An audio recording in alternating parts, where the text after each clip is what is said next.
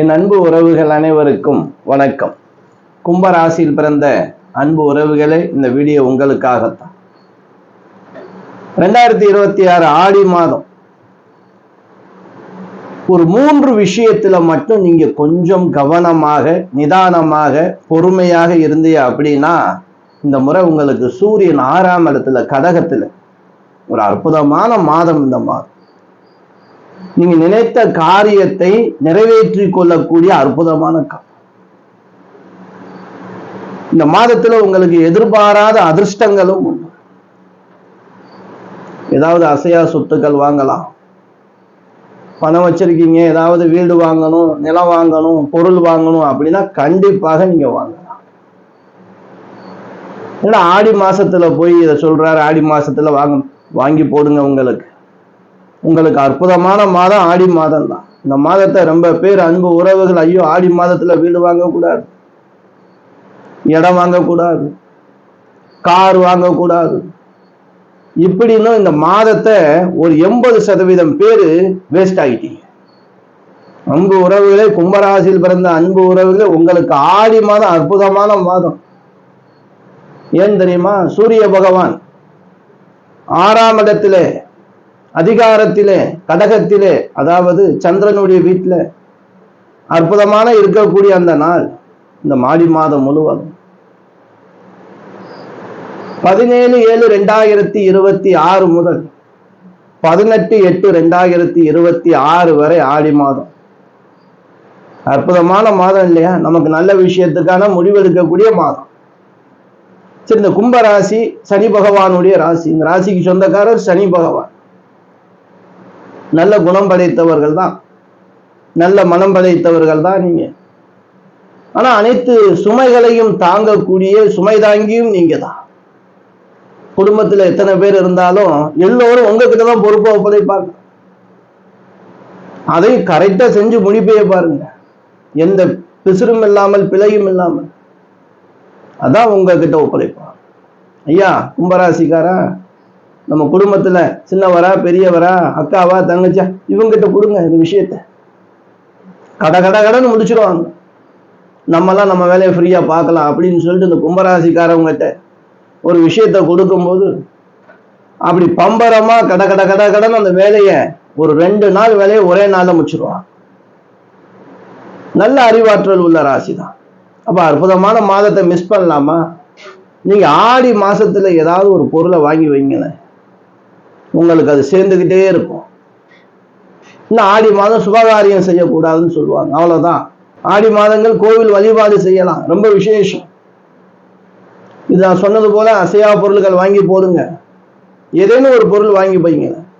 ஏன் எங்கள்கிட்ட வாங்குற அளவுக்கு சக்தி இல்லை, ஏதேனும் ஒரு விஷயத்த நீங்க வாங்கி வைங்க. கண்டிப்பாக ஒரு வெள்ளியில கூட ஒரு ரிங்கு வாங்கி வைங்க. இல்லை ஏதேனும் ஒரு பொருள், உங்களுக்கான தேவையான பொருள், ஒரு கடிகாரமோ, இல்ல ஆடி மாதத்துல நமக்கு தேவையான செப்பல் தேவைப்படும், நம்ம பயன்படுத்தக்கூடிய பொருள் எதுவோ, ஒரு வஸ்திரம் வாங்க, ஒரு ட்ரெஸ் வாங்கலாம், ஒரு வேஷ்டி வாங்கலாம், ஒரு துண்டு வாங்கலாம், ஒரு கர்ச்சிப்பாது வாங்க. இல்ல வரக்கூடியது மழை காலம் இல்லையா, கொடை வாங்கிக்கிறங்க. அன்பு உறவுகளே, இந்த 3 விஷயம் சொன்னேன் இல்லையா? இந்த மாதத்துல பார்த்தீங்கன்னா பக்கத்து வீடு, இல்லைன்னா உறவுகள், இல்லை நண்பர்கள், இவர்கள்தான் அவங்க வீட்டு பக்கத்துல நடந்த விஷயங்களோ இல்லை அவங்களுக்கு நடந்த விஷயங்களோ உங்கள்கிட்ட வந்து சொல்லுவாங்க. போன் பண்ணியும் சொல்லலாம், நேர சந்திக்கும் போதையும் சொல்லலாம். இது போல விஷயம் தெரியுமா, அந்த குடும்பத்துல இப்படி நடந்துருச்சு, அப்படி நடந்துருச்சு, உங்ககிட்ட சொல்லிட்டு போயிடுவாங்க. நீங்க சொல்லும் போது நீங்க மட்டும்தான் இருக்க, பக்கத்துல 2-3 பேர் இருப்பாங்க. ஆனா அவங்க சொன்னது காற்றாக நெருப்பா பரவிடும். சம்பந்தப்பட்டவங்களுக்கு போகும்போது அங்கே நின்றது நீங்க தானே, உங்க பேச்சு தான் அடிபடும். இது இயல்பாவே நடக்கும் உங்களுக்கு. நீங்க பாருங்களேன், சில விஷயம் நடந்திருக்கும். அப்ப என்ன ஆகும்? ஒண்ணுமே செய்யாத நமக்கு தேவையில்லாத வீண் பழியும் இது போல மனக்கசப்பும் ஏற்படும். அந்த மாதிரி உங்ககிட்ட வந்து கதை பேச ஆரம்பிச்சாங்கன்னா ஒரு கும்பிடு போட்டு, ஐயா வேற ஏதாவது உன் கதை இருந்தா சொல்லு, இல்ல எதையாவது நல்ல விஷயத்தை வரக்கூடிய மாதங்கள் ஏதாவது பத்தி பேசு, மற்றவங்க கதையை பத்தி பேச வேணாமையா, அந்த கர்மா எதுக்கு நமக்கு அப்படின்னு சொல்லிட்டு ஒதுங்கி வந்துருங்க. ரெண்டாவது விஷயமாக, உங்களுடைய வீட்டு பக்கத்திலே இருக்கலாம், நண்பர்களாக இருக்கலாம், தெரிஞ்சவங்களாக இருக்கலாம், ஏதேனும் விசேஷ காலங்கள் கோவிலுக்கு வழிபாட்டுக்கு இல்லைன்னா சுற்றுலா பயணமா போவாங்க. இந்த காலகட்டத்துல உங்க மேல உள்ள நம்பிக்கையில, ஐயா இந்த சாவியை வச்சுக்கிறோங்க, எப்படி இந்த சாவியை வச்சுக்கிறோங்க, நாங்க வர்ற வரைக்கும் கொஞ்சம் பார்த்துக்கிறோங்க அப்படின்னு சொல்லிட்டு கொடுத்துட்டு போவாங்க. நம்ம நம்பிக்கையா வாங்கி வச்சிருவோம், நமக்கு என்ன அதை போய் திறக்க போறோம். ஆனா அந்த நேரங்கள்ல வீட்டுல களவு போச்சுன்னு வச்சுக்கிறோங்க, அவங்க வீட்டுல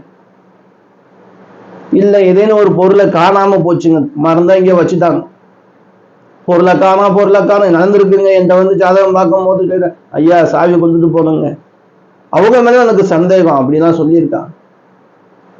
அப்போ உங்களுடைய கிரக நிலையை பார்க்கும்போது மற்ற கிரகங்கள் இதுக்கும் வந்து பங்கு கொடுக்குது. அப்ப இதுவும் ரொம்ப மன உளைச்சல் இல்லையா? ஏண்டா நம்ம சாவியை வாங்கலாம், தப்பு, நல்லதுக்கு தானே வாங்கணும், நம்பிக்கையோட தானே கொடுத்துட்டு போனீங்க, இதை காணான்னு வந்து என்கிட்ட சொல்றீங்களே, கதைப்பட்சம் பல பக்கத்துல பிரச்சனை தானே. அதனால இந்த மாசத்துல அது போல நிகழ்வுகள் இருந்தா வேணும். அடுத்து மூன்றாவது விஷயம் பாருங்க, குடும்பத்துலதான். நமக்கு தான் கும்பராசிக்கு ஒரு பாதச்சனி காலம் நடந்துட்டு இருக்கு, இது லாஸ்ட் விரையச்சனி இல்லையா? அதனால குடும்பத்துல கோபம் கொள்ளாமல் இருப்பது நல்லது.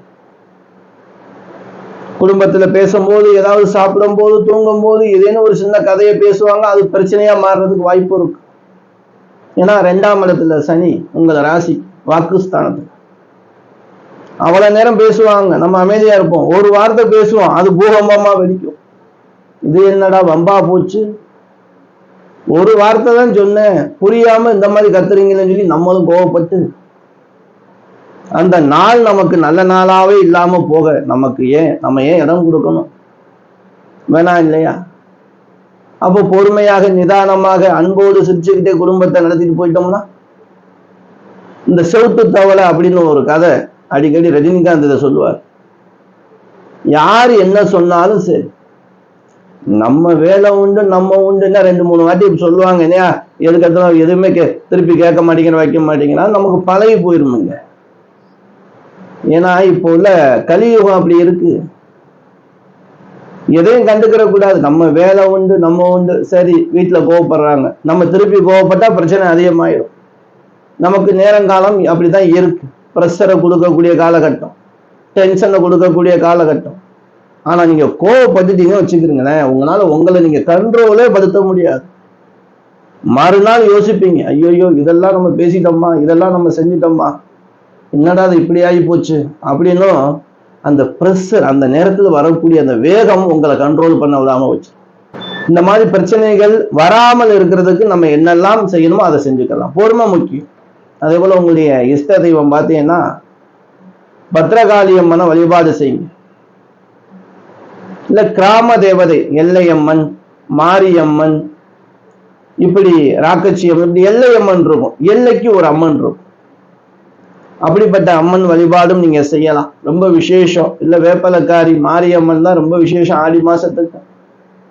அப்படிப்பட்ட மாரியம்மனையும் வழிபாடு நீங்க செய்யுங்க. இந்த வெள்ளிக்கிழமை செவ்வாய்க்கிழமை ஆடி மாதம் இருக்கு இல்லையா, கோவிலுக்கு போங்க. கோவிலுக்கு போய் நான் எல்லோருக்கும் சொல்ற விஷயம் தான், உங்களுக்கும் எலுமிச்சம்பழம் வாங்கிட்டு போங்க, வேப்பலை கொத்து அம்பாள் பாதத்துல வச்சு நீங்க ஒரு பிரசாதமா கொஞ்சம் எடுத்துக்கோங்க. வர்றவங்களுக்கு எல்லோருக்கும் அதை பிரசாதமா கொடுங்க. வரக்கூடிய பக்தர்களுக்கு இந்த எலுமிச்சம்பழமும் வேப்பலையும் நீங்க கொடுக்குறீங்க பாருங்க, உங்களுடைய தலைமுறைகள் எந்த நோய் நொடியும் இல்லாம தீர்க்காயில இருப்பாங்க. உங்களுடைய கர்ம வினை நீக்கப்படும், நல்லது நடக்கும். அன்பு உறவுகளை நம்பிக்கையோட இருக்கலாம். இந்த வீடியோ உங்களுக்கு பயனுள்ளதா இருந்துச்சு அப்படின்னா உங்க உறவினர்கள் நண்பர்கள் எல்லோருக்கும் ஷேர் பண்ணுங்க. நம்ம வீடியோ பார்த்தா நீங்க பாக்குறீங்க, சப்ஸ்கிரைப் பண்ணாம இருக்கீங்க, பண்ணி வச்சுக்கிறீங்க. அன்பு உறவுகளே, மீண்டும் ஒரு நல்ல வீடியோவில் சந்திப்போம். உங்களிடமிருந்து விடைபெற்றுக் கொள்வது உங்கள் ஈஸ்வரன், சீதாராம ஜோதிடர். என் அனைத்து அன்பு உறவுகளுக்கும் வணக்கம்.